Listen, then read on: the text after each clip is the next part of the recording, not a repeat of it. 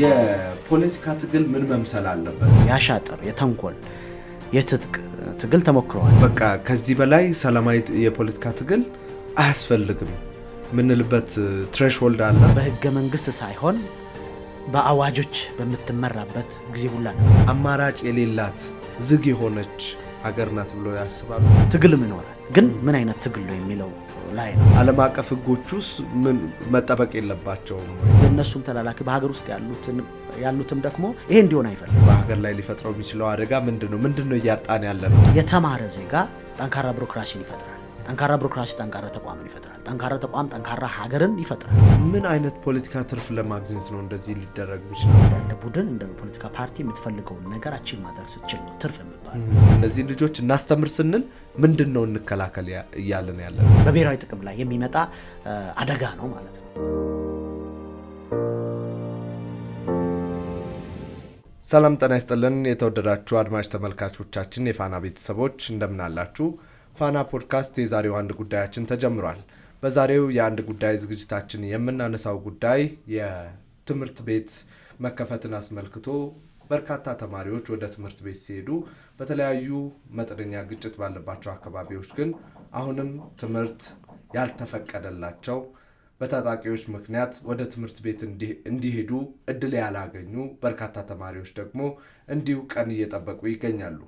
ይህን ከፖለቲካዊ አንድምታው አንጻር የምንቃኝ ይሆናል። አቶ ሴኔሳ ደምሴ እዚህ ስቱዲዮአችን አሉ። እሳቸው በአምቦ ዩኒቨርሲቲ የፖለቲካ ሳይንስና ዓለም አቀፍ ግንኙነት መምህር ናቸው። እሳቸውን እዚህ ስለ ስቱዲዮአችን መጥተው እዚህ ሀሳብ ላይ ሀሳባቸውን ሊያካፍሉ ፈቃደኛ ስለሆኑ ከልብ እናመሰግናለን። በጣም እናመሰግናለን አቶ ሴኔሳ። እኔም አመሰግናለሁ። በእርግጥ እዚህ ፖድካስት ላይ ብቻ ሳይሆን በተለያየ ጊዜ በምንፈልጎት ሰዓት ሁሉ አብረውን ስላሉ ከፋና ጎን ስለሆኑ በጣም ነው የምናመሰግነው። እኔም አመሰግናለሁ። ያው ዛሬ የምናነሳው ጉዳይ የተለያዩ የፖለቲካ ቅራኔ ውስጥ የገቡ አካላት የፖለቲካ ቅራኔያቸውን ነፍጥ አንግበው ጫካ ገብተው ለመታገል እየሞከሩ ያሉ አካላት እንዳሉ ይታወቃል። እነዚህ አካላት ምንም እንኳን ከማህበረሰቡ የወጡ ቢሆኑም ግን ማህበረሰቡን ተጠቃሚ የሚያደርጉ በተለይ የትምህርት ጉዳይ፣ የጤና ጉዳይ፣ የመንገድ መሰረተ ልማት እነዚህን በከፍተኛ ሁኔታ እየጎዱ ያሉ ናቸውና እንደው ወደዚህ ወደ ዝርዝር ጉዳዩ ከመሄዳችን በፊት ግን እንደ ፖለቲካል ሳይንስ ምሁር የፖለቲካ ትግል ምን መምሰል አለበት? በአንድ ሀገር ውስጥ የፖለቲካ ትግል ምን አይነት ቅርጽ መያዝ አለበት የሚለውን እናንሳ እስቲ። አመሰግናለሁ። እንግዲህ እንደኔ አስተሳሰብ እና አረዳድ አሁን ባለንበት ክፍለ ዘመን ወደፊት ሀገርንም ህዝብንም የፖለቲካ ኃይሎችንም ወደሚፈልጉበት መድረሻ ሊወስዳቸው የሚችል የፖለቲካ ትግል መሆን ያለበት ሰላማዊ፣ በምክንያት ላይ የተመሰረተ፣ በንግግር ላይ የተመሰረተ የሰለጠነ የፖለቲካ ትግል መሆን መቻል አለበት ብዬ አምናለሁ። ምክንያቱም በዚህ ክፍለ ዘመን ብዙ ነገሮች የተለወጡበት ክፍለ ዘመን ውስጥ ነው ያለ ነው። ስለዚህ ከምንም በላይ ወደምንፈልግበት አላማ ደርሰን ያንን ደግሞ ሰስቴነብል በሆነ መልኩ ለማስቀጠል ከተፈለገ የምናደርገው ትግል ሰላማዊ መሆን አለበት፣ የሰለጠነ መሆን አለበት፣ አመክንዮአዊ መሆን አለበት፣ ሰጥቶ በመቀበል ሂደት ላይ የተመሰረተ መሆን መቻል አለበት። ስለዚህ ይሄ ካልሆነ ወደ ሆነ ቦታ ልንሄድ እንችላለን፣ ግን ያንን የምንፈልገውን ላናገኝ እንችላለን፣ ማስቀጠልም ሊከብደን ይችላል ማለት ነው። ስለዚህ ይሄንን ኮንቴክስት ወደ ሀገራችን ስናመጣ ደግሞ የትጥቅ ትግል በእኛ ኮንቴክስት ብዙ ጊዜ ተሞክሯል። ይሄ የኮንስፒረሲ ያሻጥር የተንኮል የትጥቅ ትግል ተሞክሯል። ግን ደግሞ ይሄንን ሀገር ወደ ተሻለ ደረጃ መውሰድ አልቻለም። በእንደዛ አይነት ትግል ውስጥ የነበሩ ቡድኖችም ግለሰቦችም ጭምር የሚፈልጉትን ማግኘት አልቻሉም። የፖለቲካ ስልጣንም ይዞ ህዝብን አገልግሎ ሀገርን ህዝብን ገንብቶ ጠንካራ ሀገረ መንግስት ጠንካራ ህዝብ መፍጠር አልቻሉም ማለት ነው። እንደውም ከዛ በተቃራኒ ውስብስብ የሆኑ የፖለቲካ ችግሮች፣ የኢኮኖሚ ችግሮች እና ማህበራዊ ቀውሶች ውስጥ ነው የከተተን ማለት ነው። ስለዚህ ሁሉም በዚህ አገር ያለው ከግለሰብ ጀምሮ እስከ ፖለቲካ ቡድን ድረስ ምንድን ነው የጎደለው ብሎ ራሱን መጠየቅ መቻል አለበት ማለት ነው። ካለፉት መማር ያስፈልጋል ማለት ነው። በዚህ ሀገር በተለያዩ ስርዓቶች ውስጥ የነበሩ ችግሮች የነበሩ ስህተቶች በተወሰነ መልኩ እናውቃለን። አንድ የፖለቲካ ዓላማ ይዞ የፖለቲካ ስልጣን ይዞ ሀገርን አገለግላለሁ ህዝቤን አገለግላለሁ ብሎ ዓላማና የፖለቲካ ፕሮግራም ያለው ሰው ደግሞ ከዚህ የበለጠ ማሰብ ያስፈልጋል ማለት ነው። ስለዚህ ዋትስ ሌፍት ምንድነው የጎደለው የሚለውን ለምንድነው ፖለቲካችን እንደዚህ የሆነ የሚለውን መጠየቅ ያስፈልጋል ማለት ነው። ስለዚህ ሞክረን የወደቅንበት የተዋረድንበት በስልጣኔም ቢሆን በሀገረ መንግስት ግንባታም የመጀመሪያዎች ሆነን ሳለ አሁን ወደ ኋላ ተመልሰን ምን ደረጃ ላይ እንዳለን ሁላችንም እናውቃለን። ስለዚህ እንደዚህ ያደረገን ነገር ምንድነው ብሎ ራሳችን መጠየቅ ያስፈልጋል ማለት ነው። ስለዚህ ይሄ የትጥቅ ትግል ወይም ደግሞ በኃይል የፖለቲካ ስልጣንን ይዞ የምንፈልገውን ዓላማ ለመሳካት የምንሄድበት መንገድ ፌል አድርጓል። ብዙ ጊዜ ተሞክሯል፣ ግን ፌል አድርጓል። ስለዚህ ከዚህ መማር እና ሌላ አማራጮችን መፈለግ ሌላ አማራጮችን ማሰብ ያስፈልጋል የሚል ሀሳብ አለ። ስለዚህ አስፈላጊው እንደኔ ከአለፈው ታሪካችን ተምረን ውድቀታችን ተምረን ከሞከርናቸው ሜተድስ ወደ ውድቀት ነው ያመሩን። ከዛ ተምረን ትክክለኛ ምን አይነት ሜተድ ብንከተል ነው ምን አይነት የፖለቲካ ስትራቴጂ የፖለቲካ ፕሮግራም የፖለቲካ ትግል ስልትና ስትራቴጂ ቀይሰን ብንሄድ ነው የፖለቲካ ስልጣንን ማግኘት የሚቻለው ህዝብን ማገልገል የሚቻለው ሀገርን መገንባት የሚቻለው የሚለው በደንብ ሊያስቡበት ይገባል። ስለዚህ አሁን ባለንበት ክፍለ ዘመን ምንም አማራጭ የሌለው የትግል ስልት እንደኔ ሀሳብ ሰላማዊ የፖለቲካ ትግል ነው ብዬ ነው የማስበው። እንደው ስለ ሰላማዊ የፖለቲካ ትግል ካነሳን ማብቂያ አለው ወይ? በቃ ከዚህ በላይ ሰላማዊ የፖለቲካ ትግል አያስፈልግም ምንልበት ትሬሽሆልድ አለ ወይ? ማብቂያ አለው ገደብ አለው ወይስ እስከ መጨረሻው ሰላማዊ የፖለቲካ ትግል ነው የሚያዋጣን? አንዳንድ ጊዜ ምን ይሆናል እንደዚህ ከሆነ ግን ሰላማዊ የፖለቲካ ትግል አያስፈልግም የሚሉ ሰዎች ስለሚነሱ ነው። ቅድም እንደተባለው ብዙ ታሪክ አለን።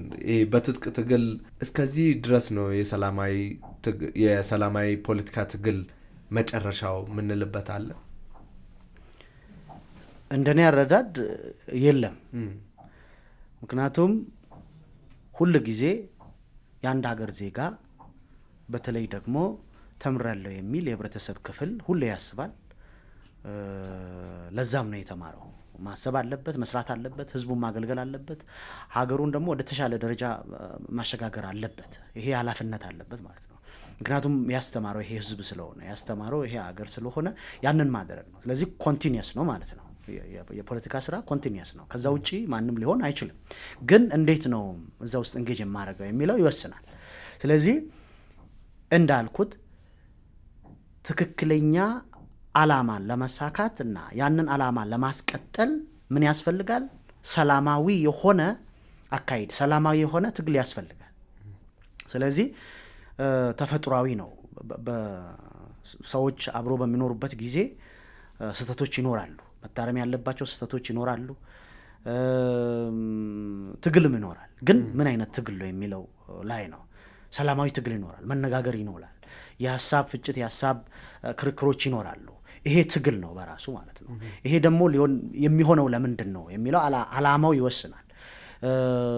ሰውን ለማጥቃት አንዱ የሰራውን ለማጠልሸት ዲፌም ለማድረግ ከሆነ ያ ትግል ሊሆን አይችልም። ስለዚህ ለህዝብ ተብሎ ለሀገር ተብሎ ለጋራ ጥቅም ተብሎ ክሪቲሲዝሞች ይኖራሉ፣ ክርክሮች ይኖራሉ። ይሄ የሰላማዊ ትግል አካል ነው ሆኖ ነው መታየት ያለበት።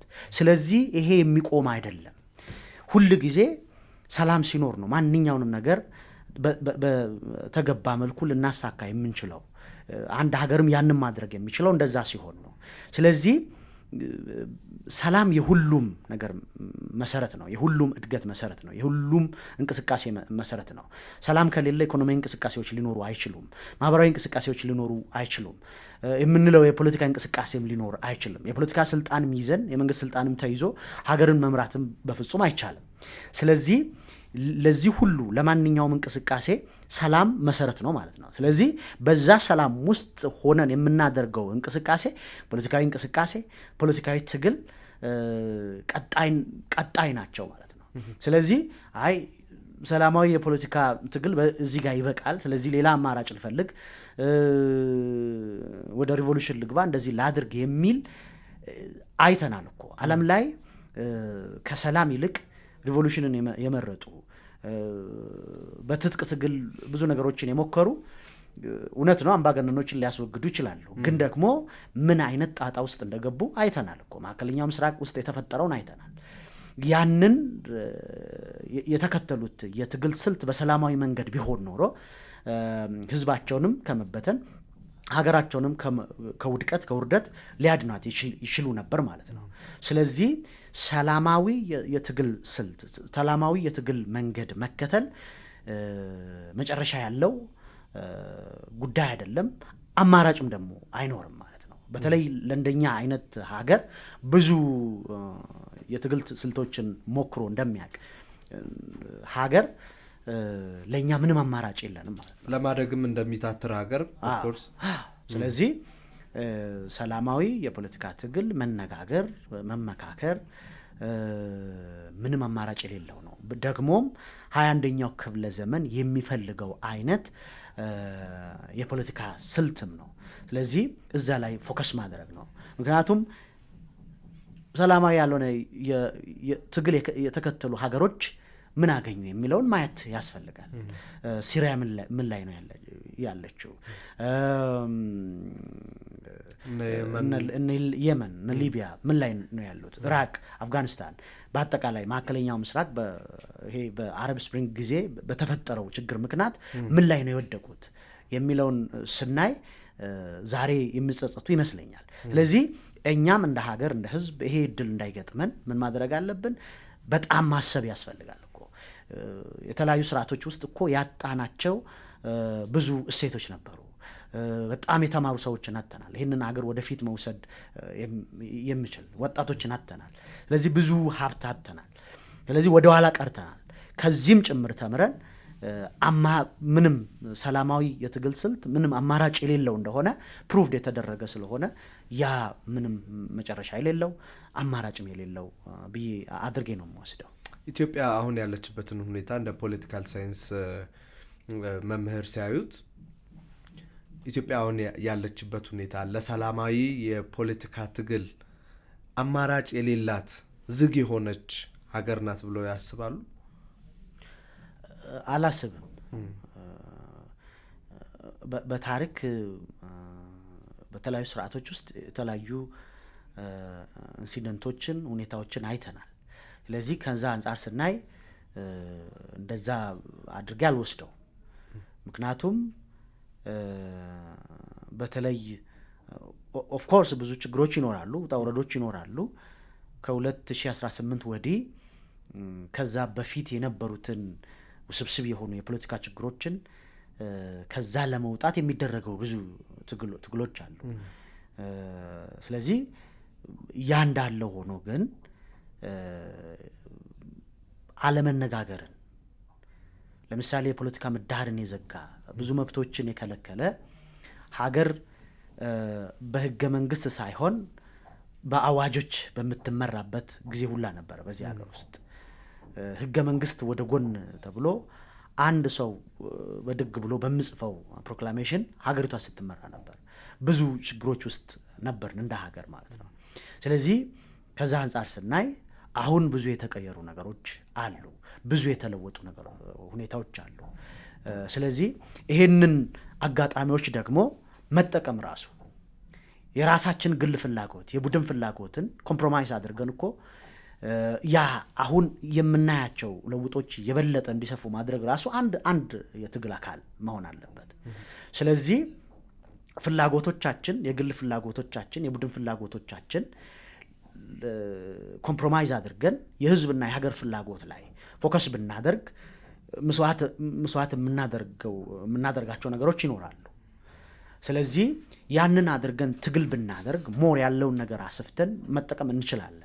የትጥቅ ትግል ነው ወይም ደግሞ ኃይልን አማራጭ ብናደርግ ነው መብት የምናመጣው የሚል ሀሳብ በፍጹም የማይሆን ነው። እንደውም ያለንበት ነባራዊ ሁኔታ ሞር ሰላም ላይ ፎከስ አድርገን አሁን ካለንበት ችግር የምንወጣበት ትክክለኛው አማራጭ ሊሆን የሚችለው እሱ ነው ብዬ ነው የማስበው።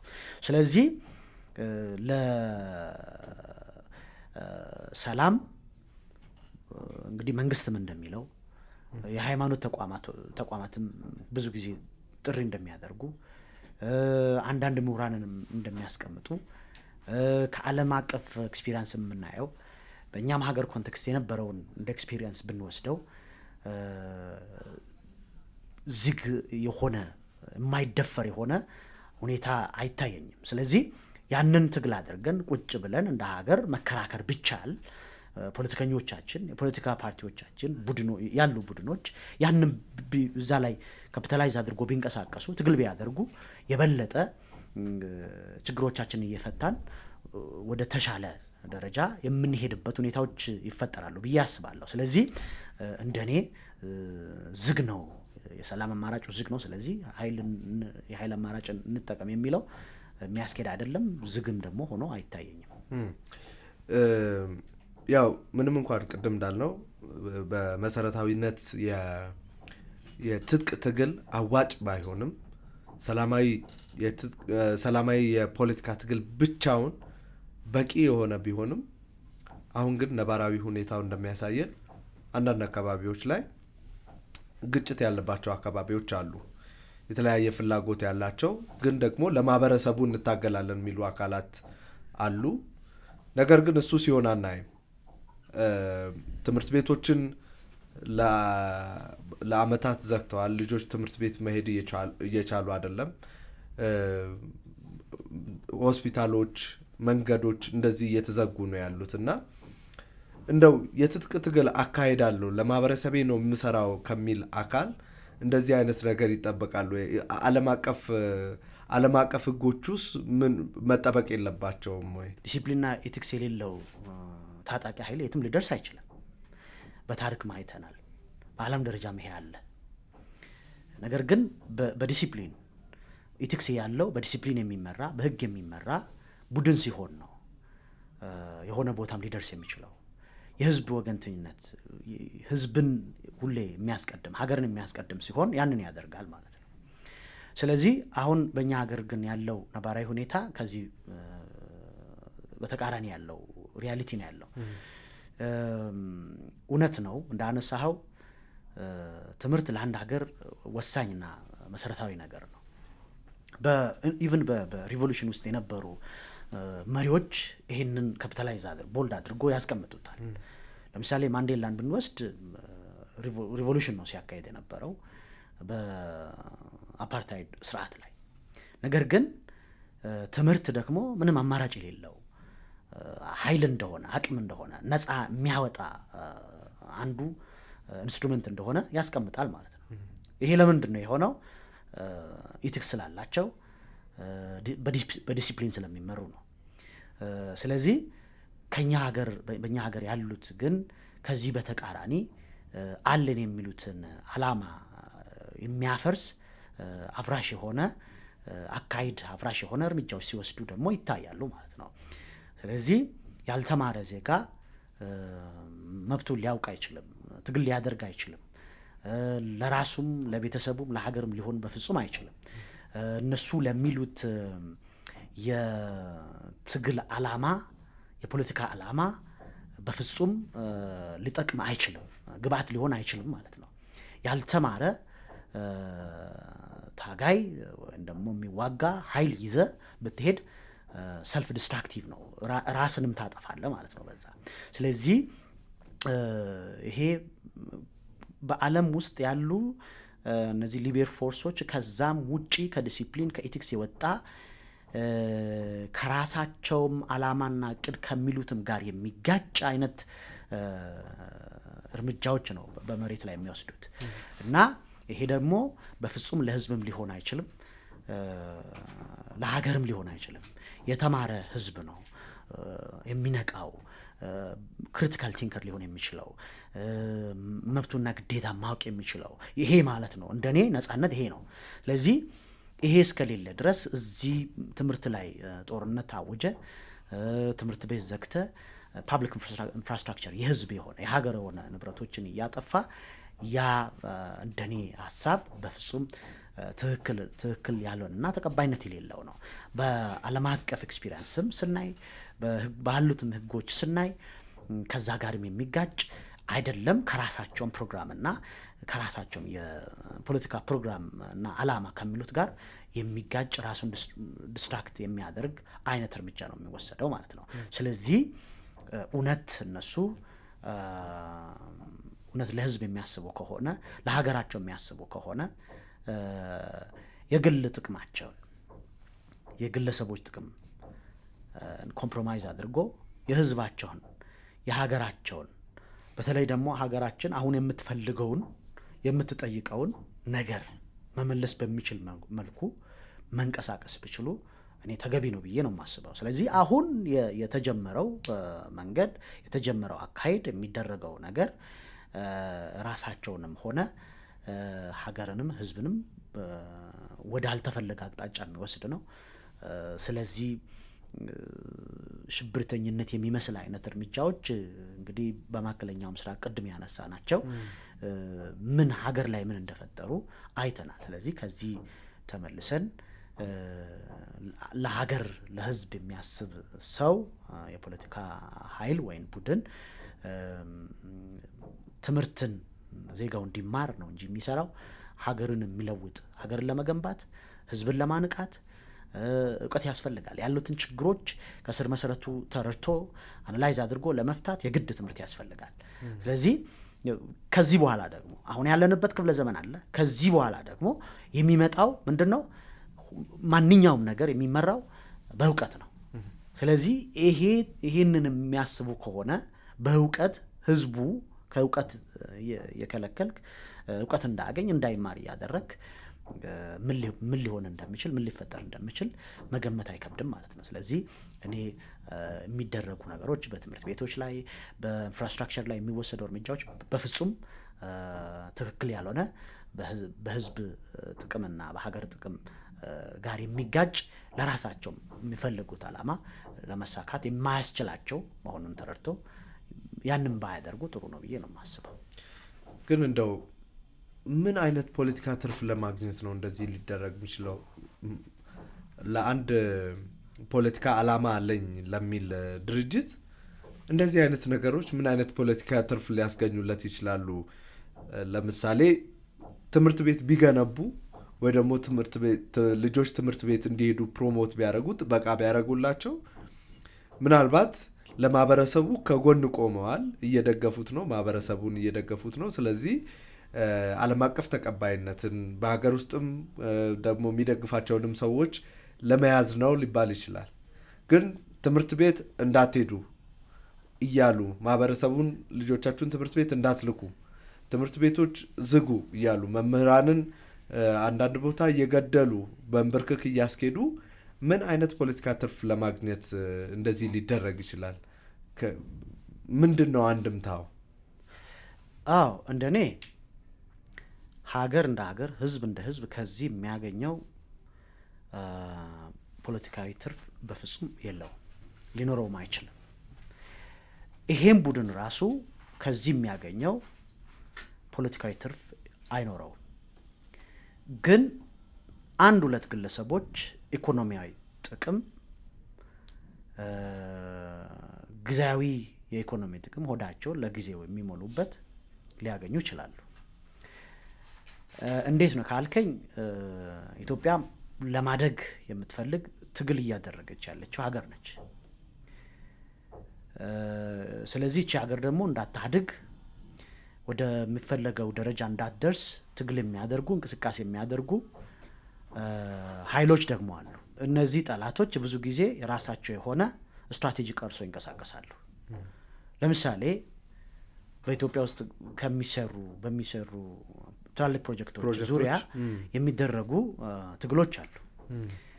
ይሄ ከጥንት ጀምሮ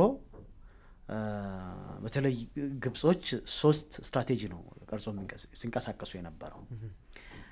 አንደኛ ከናይል ጋር የሚያያዝ የናይልን ምንጭ መቆጣጠር እና የራሳቸው ማድረግ፣ እዛ ላይ ኢንፍሉዌንስ ማድረግ፣ የትኛውም አይነት ነገር እንዳይሰራ ማድረግ ቢችሉ ደግሞ የናይልን ሶርስ ተቆጣጥሮ የራሳቸው ማድረግ አንድ። ይሄ የማይሳካ ከሆነ ደግሞ ሁለተኛ አማራጭን ይሄዱበታል ማለት ነው። በዚህ በናይል ሶርስ ላይ የሚገነቡ ወይም የሚሰሩ ፕሮጀክቶችን እንዳይገነቡ ማድረግ። ለምሳሌ የገርድን መውሰድ ይቻላል። የኢትዮጵያ ህዳሴ ግድብ ክሊን ኤነርጂን ፕሮዲስ ማድረግ የሚችል ለአፍሪካ የራሱ የሆነ ኢኮኖሚ አስተዋጽኦ ያለው በምስራቅ አፍሪካ ትልቅ የሆነ ፕሮጀክት ነው። ወርልድ ባንክ ደግሞ ብንወስድ እንደዚህ አይነት ፕሮጀክቶችን ፈንድ ያደርጋል ይላል ፕሮግራማቸውን ስታይ። ስለዚህ ኢትዮጵያ ኢንቫይሮንሜንታል ኢምፓክት አሰስመንት ሰርቶ ይህንን ግድብ ለመጀመር እንቅስቃሴ በሚደረግበት ጊዜ ለወርልድ ባንክ ሲቀርብ ወርልድ ባንክ ይህንን ፈንድ አላረግም ነው ያለው። ይሄ ከዚህ በስተጀርባ ማን ያለው? የኢትዮጵያ ጠላቶች ይሄ እንዳይሆን የሚፈልጉ ኢትዮጵያ በራሷ አቅም ስለሌላት ድሃ ስለሆነች ይህንን ማድረግ ስለማትችል ይህንን ከከለከል ፕሮጀክቶቹ ይቆማሉ፣ የእድገት አላማውም ይቀጫል የሚል ሀሳብ እና ከንቱ ምኞት ስለነበራቸው ያን ሲያደርጉ ነበር።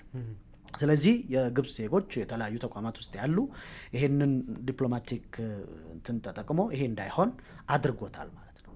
ስለዚህ ኢትዮጵያ ፈንድ እንዳታገኝ ጥሩ የሆነ ከፋይናንሻል ተቋማት ጋር ጥሩ የሆነ ግንኙነት እንዳይኖራት፣ ብድር እንዳታገኝ፣ የተለያዩ ፈንድ እንዳታገኝ ማድረግ ነው።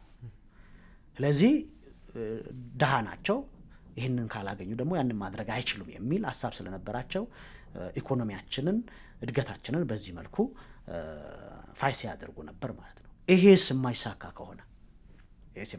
ከሆነ የመጨረሻው ስልታቸው ወይም ደግሞ ስትራቴጂያቸው ምንድነው የነበረው?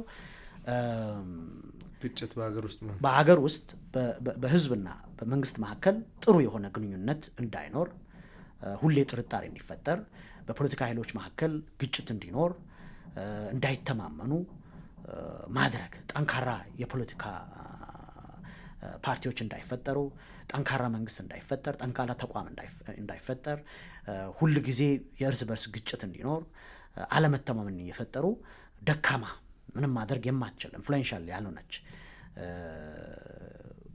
ኢትዮጵያን ማየት ነው ፍላጎታቸው ማለት ነው። በምስራቅ አፍሪካ ኮምፒት ማድረግ የማትችል በዲፕሎማሲም በኢኮኖሚም በፖለቲካም የተገለለች በኢኮኖሚም ደግሞ የደቀቀች ሰላም የሌላት ደካማ ሀገር መፍጠር ነው። ስለዚህ ይሄ ሶስቱን ኢምፕሊመንት ለማድረግ ደግሞ ግብጾች ምንን ይጠቀማሉ? ሀገር ውስጥ ያሉትን የህዝብን ጥቅም የሀገርን ጥቅም ወደ ጎን በማለት ሆዳቸውን የሚያስቀድሙ ግለሰቦችን ይጠቀማሉ። በፕሮፓጋንዳ ያደርጋሉ፣ ሰብቨርጅንም ለመፍጠር ይሞክራሉ። ይሄንን ለማድረግ በሚንቀሳቀሱበት ጊዜ እንግዲህ እነዚህ ኃይሎች ይኖራሉ ማለት ነው፣ እነዚህ ግለሰቦች ይኖራሉ ማለት ነው። ምክንያቱም የተማረ ዜጋ ምን ያደርጋል? ጠንካራ ቢሮክራሲን ይፈጥራል። ጠንካራ ቢሮክራሲ ጠንካራ ተቋምን ይፈጥራል። ጠንካራ ተቋም ጠንካራ ሀገርን ይፈጥራል። የተማረ ኃይል ዋይ ብሎ ይጠይቃል። ስለዚህ ይሄ እንዲሆኑ ሌሎች ኃይሎች አይፈልጉም። ለዛ ነው ማለት ነው። ስለዚህ እነዚህ የኢትዮጵያ ህዝብም ፍላጎት የሀገርም ፍላጎት ሳይሆን የፖለቲካ ቡድኖችም ጭምር ፍላጎት ሳይሆን የጥቂት ግለሰቦች ፍላጎትን ነው ማለት ነው። ይሄ ደግሞ እነሱ ደግሞ የራሳቸውም ቀጣይነት ያለው ፍላጎት ሳይሆን የሚፈጽሙት ለጥቂት ጊዜ ፍላጎቶቻቸው ለሆዳቸው ሲሉ የጠላትን ዓላማ የጠላትን እቅድ ይፈጽማሉ ማለት ነው። ስለዚህ ግብጾች እኮ በተለያየ ታክቲኮች ኢትዮጵያ ውስጥ የስራ ባህል እንዳይኖር እኮ ሲያደርጉ ነበር እኮ። ባህላችንን በመቀየር አንዳንድ ሁኔታዎችን እንትን በማድረግ ብዙ ነገሮችን ሲሰሩ ነበር። አሁን ደግሞ ትምህርት ላይ እንደዚህ አይነት ጦርነት በሚከፍቱበት ጊዜ አሁንም ያልተማረ ዜጋ ቢልድ እያደረክ በምትሄድበት ጊዜ ጠንካራ የሆነ ብሔራዊ አቅም መፍጠር አትችልም። ስለዚህ ትልቁ ፍላጎት የፖለቲካ እንድምታም የፖለቲካ ምንድነው ጥቅምም የሚያገኘው የኢትዮጵያ ዜጋ የኢትዮጵያ ሕዝብ ሀገር የለም፣ የፖለቲካ ቡድንም የለም። ጥቂት ግለሰቦች ግን የጠላትን ፍላጎትና ዓላማ እያስፈጸሙ ወዳቸውን ለመሙላት የሚሄዱት እና የሚያደርጉት ድርጊት ነው ብዬ ነው የምወስደው። በሰፊው እንድናየው ማስበው አንደኛው ጉዳይ ለምሳሌ አሁን አንዳንድ ቪዲዮዎችን እናያለን ከተለያዩ አካባቢዎች የሚለቀቁ በተለይ እንደዚህ ግጭት ካለባቸው አካባቢዎች የሚለቀቁ ቪዲዮዎችን እናያለን። በኮባ ጠመንጃ ሰርተው ልጆች ሲጫወቱ ትምህርት ቤት መሄድ የነበረባቸው ልጆች እንደዚህ አይነት ነገር ሲጫወቱ እናያለን። አንዳንድ ቦታ እንደውም ትንንሽ ልጆች ትምህርት ቤት መሄድ የነበረባቸው ልጆች ታጣቂዎች መሳሪያ ሲይዘው ለጦርነት ሲያሰማሯቸውም እያየን እንገኛለን። እና ይሄ ምንድነው ሊፈጥረው የሚችለው አደጋ በሀገር ላይ ሊፈጥረው የሚችለው አደጋ ምንድነው እያጣን ያለ ነው? ተማሪዎችን ማጣታችን ብቻ ሳይሆን ልምምዶቹስ አሁን ተማሪዎቹ እያዩ የሚያድጉት ልምምዶችስ ነገ ምን አይነት ሀገር እንድትፈጠር ሊያደርግ ይችላል? ምንድነው እንከላከል እያልን ያለ ነው? እነዚህን ልጆች እናስተምር ስንል ምንድነው እንከላከል እያልን ያለ ነው? አዎ እንግዲህ ምንድነው መማር እንዳልኩት በምክንያት እንድናስብ ክሪቲካል ቲንከር ዜጋ እንዲፈጠር ያደርጋል። በምክንያት የሚያስብ በፋክት የሚያስብ ምክንያታዊ የሆነ ድርጊቶችን የሚያደርግ ደግሞ እንደዚህ አይነት ሁኔታዎች ውስጥ አይሳተፍም። በስሜት ሳይሆን ብዙ ጊዜ በሪዝን የሚያስብ በሪዝን የሚንቀሳቀስ ዜጋ ነው የሚፈጠረው በትምህርት። ስለዚህ አሁን ትምህርትን እንደዛ ማድረግ የተማረ ሰው የተማረ ዜጋ የተማረ ግለሰብ እንደዚህ አይነት በስሜት የሚደረጉ ነገሮችን የረጅም ጊዜ ኮንሲኩዌንሱን እያየ ነው የሚንቀሳቀሰው እንጂ በቀላሉ እንደፈለክ ልትጠቀምበት አትችልም ማለት ነው። ስለዚህ የውጭ ጠላቶችም የነሱም ተላላኪ በሀገር ውስጥ ያሉትም ደግሞ ይሄ እንዲሆን አይፈልጉም። ሁሉም ከተማረ ከነቃ ካወቀ እንደፈለጉ ሊነዱት እንደፈለጉ ሊያደርጉት አይችሉም። የራሳቸውን የግል ፍላጎት በግለሰቦቹ ላይ መጫን አይችሉም፣ ይቸገራሉ። ስለዚህ ይሄ እንዳይሆን ነው የሚፈለገው ማለት ነው። እንዳይማሩ ማለት ይሄ እንዳይሆን ነው የሚፈለገው። ጠንካራ ዜጋ የሚል የሚጠይቅ ዜጋ ለሀገር የሚጠቅም ለሕዝቡ የሚጠቅም ዜጋ እንዳይፈጠር ነው የሚደረገው ማለት ነው። በዛ ውስጥስ ከዛ በተቃራኒ ሀገርን የሚያፈርስ የእርስ በርስ ጦርነትን የሚያመጣ ካልቸሮችን ዲቨሎፕ እያደረጉ ይሄዳሉ ማለት ነው። በመካከለኛው ምስራቅ እንደዚህ አይነት እንትን አለ። በተለይ በኤክስትሪሚስቶች በሃይማኖት ኤክስትሪሚስቶች የሚደረጉ ያልተገቡ ካልቸሮች አሉ። ያንን ነው ማለት ነው አሁን ኢትዮጵያ ውስጥም ዲቨሎፕ እንዲደረግ የሚፈለገው። እንደዚህ አይነት ካልቸሮች ያሉባቸው አካባቢዎች ሀገሮች በጣም በአሁኑ ጊዜ ችግር ውስጥ ነው ያሉት። የእርስ በርስ ጦርነት አለ። በጣም ከፍተኛ የሆነ ዲስትራክሽን ነው ያለው ማለት ነው። ለአንድ ቀጠናም የማይጠቅም ለሀገር የማይጠቅም ለዛ ሕዝብ የማይጠቅም ለግለሰቡ ራሱ የማይጠቅም ሁኔታዎች ይፈጠራሉ ማለት ነው። ስለዚህ እንደዚህ አይነት ሁኔታዎች በሚፈጠሩበት ጊዜ ደግሞ በህዝቦች መካከል በማንነቶች መካከል አለመተማመን እንዲኖር ግጭቶች እንዲኖሩ በሮችን እየከፈተ ይሄዳል ማለት ነው። ስለዚህ ቅድም ያነሳሁት ኢትዮጵያ ምን አይነት ሀገር መሆን አለባት ብሎ የሚያስቡ በጣም የተዳከመች የእርስ በርስ ጦርነት ውስጥ የምትቆይ አይነት ሀገር መፈጠር አለበት ብሎ የሚንቀሳቀሱ አካላት አሉ ብያለሁ። ለዚህ የዛ አካል ነው፣ የዛ ስትራቴጂ የዛ ታክቲክ አካል ነው ማለት ነው ይሄ ነገር እንጂ ይሄ የኢትዮጵያውያን ትራዲሽን አይደለም። በእርስ በርሱ ላይ ኢትዮጵያውያን እንደዚህ አይነት ባህል እንደዚህ አይነት ካልቸር የላቸውም ካነበብ ነው ከተረዳ ነው ማለት ነው። ስለዚህ ይሄ ሆን ተብሎ ሀገርን ለማጥፋት ህዝብን ለማጥፋት ጠንካራ ሀገር እንዳይኖር በህዝቦች መካከል መተማመን እንዳይኖር በትውልድ ላይ የሚሰራ ክፉ የሆነ አደገኛ የሆነ ስራ ነው ማለት ነው። ስለዚህ እዚህ ላይ ሁሉም ትግል ማድረግ ያስፈልጋል፣ ህዝብም ትግል ማድረግ ያስፈልጋል ነው ማለት ያስፈልጋል። እሱ ላይ ምን አይነት ትግል ያካሄድ? አሁን ለምሳሌ የታጠቀ አካል ነው ይሄን እያደረገ ያለውና ልጆችህ እንዳይማሩ ትምህርት ቤት እንዳትልክ እየተባለ በጣም እየተገደደ መግቢያ መውጫ ያጣ አለ። እሱ ብቻ ሳይሆን መበላውን አምጣ ይባላል፣ እንደዚህ አርግ ይባላል። በግድ ጠመንጃ ተደቅኖበት እንደዚህ የሚደረግ ገበሬ አለ፣ ማህበረሰብ አለ። ልጆች ትምህርት ቤት መሄድ ይፈልጋሉ፣ እንዳትሄዱ ተብለው ተከልክለዋል። ማህበረሰቡ እዚህ ላይ ምን ለውጥ ማምጣት ይችላል? አንድን የታጠቀ አካል ያልታጠቀ ገበሬ ያልታጠቀ ማህበረሰብ ምን ማድረግ ይችላል? እንዴት እንትኑ መለወጥ ይችላል? አዎ እዚህ ላይ ምንድነው እውነት ነው የታጠቀው ኃይል ህዝብ ላይ በእንደዚህ አይነት ሁኔታ ሲመጣ ያስቸግራል። ግን መንግስት የሚባል ኢንቲቲ አለ። ስለዚህ መንግስት እነዚህ አይነት ሁኔታዎች በሚፈጠሩበት ጊዜ እንቅስቃሴዎችን ያደርጋል። መንግስት ደግሞ ውጤታማ የሆኑ ስራዎችን ለመስራት ህዝቡን ለመጠበቅ አንዱ የመንግስት ቁጥር አንድ ግዴታ ህዝብን መጠበቅ የህዝብን ሰላም መጠበቅ ነው። ይሄንን በምንልበት ጊዜ ግን ህዝቡ ያንን ሰፖርት ካላደረገ ተገቢውን ኢንፎርሜሽን ተገቢውን ድጋፍ ካልሰጠ መንግስት ብቻውን ያንን ማድረግ አይችልም። ስለዚህ ህዝቡ ይሄ ነገር ትክክል አይደለም ብሎ ከተረዳ ካመነበት ከመንግስት ጋር ቆሞ ማድረግ ያለበትን ማድረግ ይኖርበታል። ህዝባዊ መሰረት ማሳጣት እነዚህ አካላት ለምሳሌ እውነት ነው የሆነ ሰው የሆነ ነገር የሚያደርግ ነው የሚል ከሆነ ሊገደል ይችላል፣ ሊሞት ይችላል። ነገር ግን ከመንግስት ጋር ሆኖ ለመንግስት ተገቢውን ድጋፍ በማድረግ ለልጆችም ትክክል አይደለም፣ ለኔም ትክክል አይደለም፣ ለህዝባችንም ለሀገርም ትክክል አይደለም ብሎ ከተቀበለ ካመነበት ማድረግ ያለበት ምንድነው? ከመንግስት ጋር መቆም።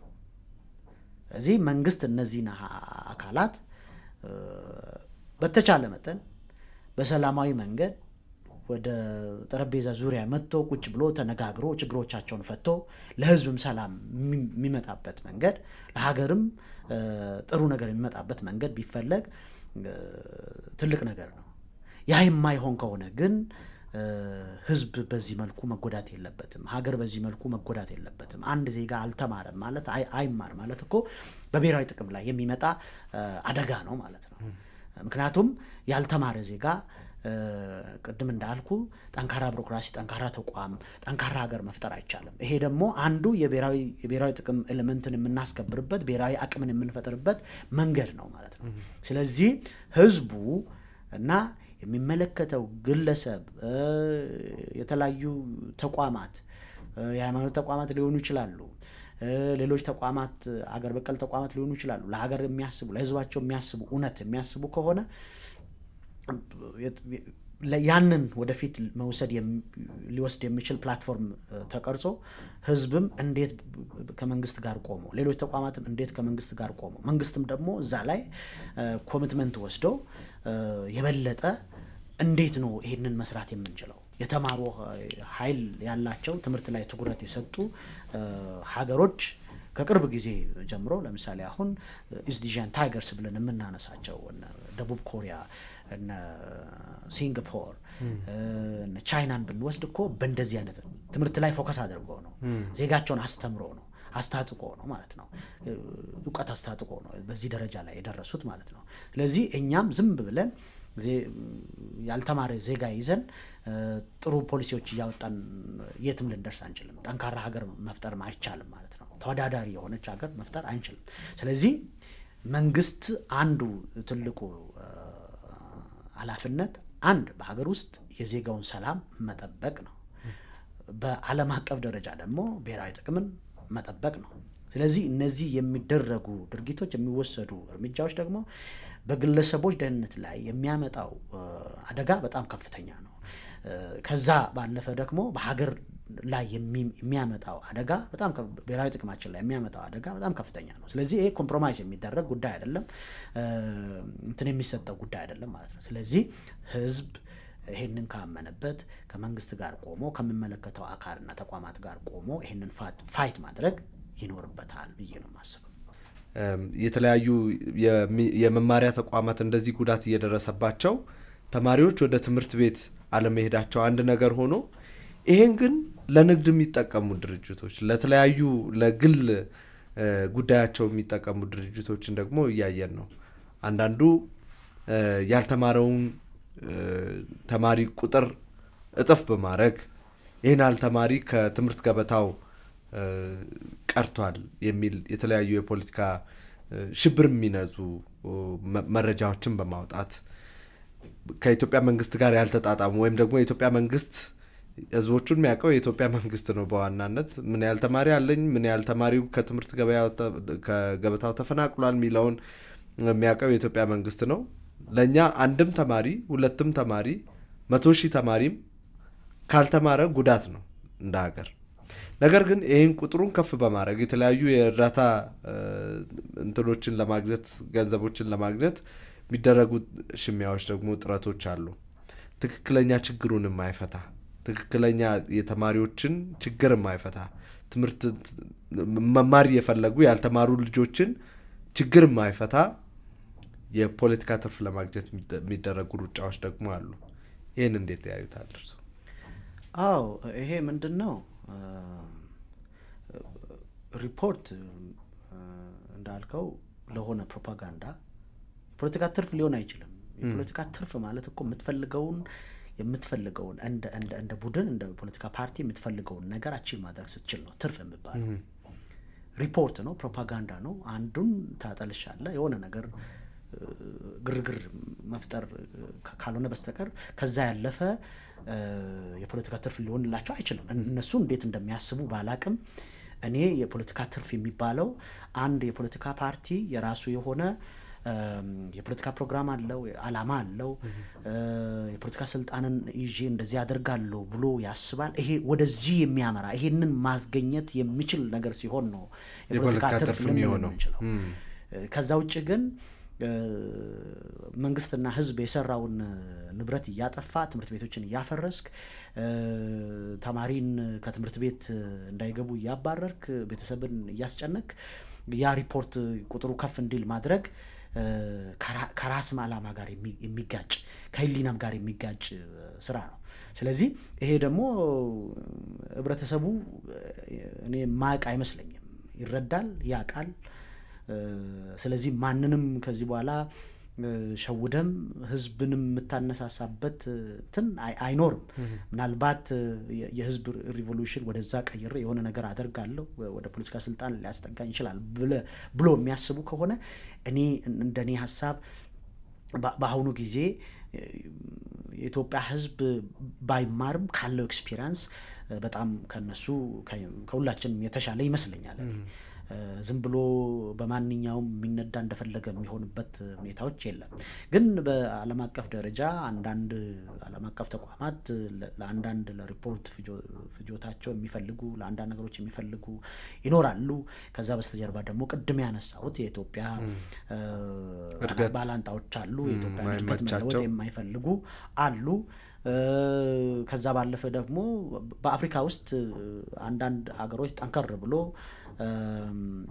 ጥያቄያቸውን አደራጅተው የሚፈልጉትን ፍላጎት አደራጅተው ፖሊሲ አውጥተው እናድጋለን እኛም ማደግ አለብን ብሎ በሚንቀሳቀሱበት ጊዜ ከነሱ የእጅ አዙር ገዥነትም ሊወጡ ሊላቀቁ ይችላሉ ብሎ ስለሚፈሩ አሁን በኒዮ ኮሎኒያሊዝም ኤራ ውስጥ እንደዚህ አይነት ሁኔታዎችን ኢምፕሊመንት ለማድረግ ደግሞ የሚንቀሳቀሱ ኃይሎችም አሉ። ይሄንን እንደ ግብዓት ለመጠቀም ይሞክራሉ። የሆነ ሆኖ ግን ለነዚህ ኃይሎች እና ግለሰቦች ያን ኃይል ትርፍ ሊያስገኝላቸው የሚችል አይመስለኝም። ህዝብን ከመሰቃየት ሀገርን ከመጉዳት በዘለለ ምንም ወደ ፖለቲካ ስልጣንም የሚያመጣቸው አይመስለኝም። በእንደዚህ አይነት መልክ የሚሆን አይመስለኝም። የፖለቲካ ትርፍም ተደርጎ እንዴት ካልኩሌሽኑ ባይገባኝም የሚያስኬድ አይመስለኝም። ስለዚህ ይሄ ለህዝባቸው ቢያዝኑ፣ በተለይ ደግሞ የዛ ህዝብ ሪፕሬዘንት ያንን ህዝብ ሪፕሬዘንት የሚያደርግ በሀገር ደረጃ በዓለም ደረጃ ሪፕሬዘንት የሚያደርግ ጠንካራ ህዝብ መፍጠር ካስፈለገ ማንኛውም የፖለቲካ ኃይል ወይም ግለሰብ የተማርነ ኃይል ፋይት በማድረግ አይደለም፣ እንደውም እንዲማር በማድረግ ነው። በትምህርት እንዲለወጡ ባደረገ ቁጥር ያ ህዝብ ተጮክኖም ከሆነ ጥያቄም ኖሮት ከሆነ የበለጠ ጥያቄውን አደራጅቶ ሊመጣ የሚችል ትግል ማድረግ የሚችል እንደዛ ሲሆን ነው። ምክንያቱም አሁን ያለንበት ኤራ የቴክኖሎጂ ኤራ ነው፣ የሳይንስ ኤራ ነው፣ አርቲፊሻል ኢንቴሊጀንስ ኤራ ላይ ያለ ነው። ስለዚህ ይሄ ወደዚህ ከዚህ ጋር የሚሄድ ይህንን መሸከም የሚችል ኃይል ሲፈጠር ነው እንጂ እንደ ህዝብም ጠንካራ ህዝብ ሊሆን የምንችለው እንደ ሀገርም ጠንካራ ልንሆን የምንችለው እነሱም ደግሞ ዛሬ የያዙት የፖለቲካ ዓላማ የዛሬ 100 ዓመት እንኳን ቢሆን ማሳካት የሚችሉት ያ ሲሆን ነው። ይሄ ካልሆነ ግን አሁን በያዙት መንገድ ግን የተማሪ ኃይል ልጆች እንዳይማሩ በመከልከል ትምህርት ቤቶችን በማፍረስ የመሰረተ ልማቶችን በማጥፋት ህዝብን በማሸበር በማጥፋት በመጉዳት የምትፈጥረው የረባ ነገር ሊኖር ይችላል ብዬ አላስብም። ስለዚህ የፖለቲካ ትርፍም የኢኮኖሚ ትርፍም ማህበራዊ ትርፍም ሊኖር አይችልም ከፕሮፓጋንዳ በዘለለ በተወሰነ መልኩ የኢትዮጵያ ጠላቶችን ለመሸወድና ከነሱ የሆነ ነገር ለማግኘት ካልሆነ በስተቀር ምንም እኔ የፖለቲካ ትርፍ ያገኛሉ ብዬ አላስብም። ትክክልም አድርጌ አልወስደውም። በተማሪ ህይወት ውስጥ አንድ አመት ምን ቫልዩ ሊኖር ይችላል? እንደ አስተማሪም አንድ አመትም 2 አመትም ትምህርት የተቋረጠባቸው አካባቢዎች አሉና ምንድነው እነዚህ ልጆች ላይ እየፈጠርን ያለ ነው? እንደው እንደ መምህር ሲያዩት ምንድነው በህይወታቸው ያለው? ከባድ ነው እንዳልከው። አንድ ተማሪ ለአንድ አመት ትምህርቱን አቋርጦ ተመልሶ ከጓደኞቹ ጋር ሌላ ቦታ ከሚማሩ ጓደኞቹ ወደ ኋላ ተመልሶ እንትን ሲል ከፍተኛ ቀውስ ይገጥመዋል። ይሄ ተደምሮ ደግሞ ማህበራዊ ቀውስንም ሊያመጣ ይችላል። ሶሻል ትራውማ የምንለው ሊያመጣ ይችላል። ማህበረሰቡ ለትምህርት ያለው ግንዛቤም ብዙ ችግሮችን ውስብስብ ያሉ ችግሮችን ሊፈጥር ይችላል ማለት ነው። ስለዚህ ያ ግለሰብ ከእድሜው ላይ 1 አመት 2 አመት ሲቀንስ ይሄ ሰው ተምሮ እንኳን ወደፊት የሆነ ቦታ እንኳን ቢደርስ ያ 2 አመት ወይም 1 አመት ቢማር ኖሮ እዚህ ይደርስ ነበር፣ የሆነ ነገር ይሆን ነበር ብሎ የሚቆጭበት ሁኔታዎች ይፈጠራሉ። ለዚህ በጣም ፊሊንጉ ለተማሪ በጣም ይከብዳል። ተምሮም ለሚያውቅ ሰው በጣም ይከብዳል።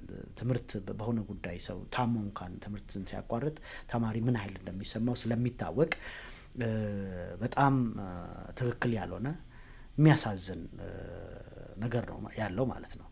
ስለዚህ እኔ ማለት የሚችለው እነዚህ ግለሰቦች እነዚህ ቡድኖች እውነት እነሱም እንግዲህ የተማሩ ካሉ ትምህርት ምን እንደሆነ የሚያውቁ ከሆነ በዚህ ልክ ማሰብ ይኖርባቸዋል ብዬ አስባለሁ።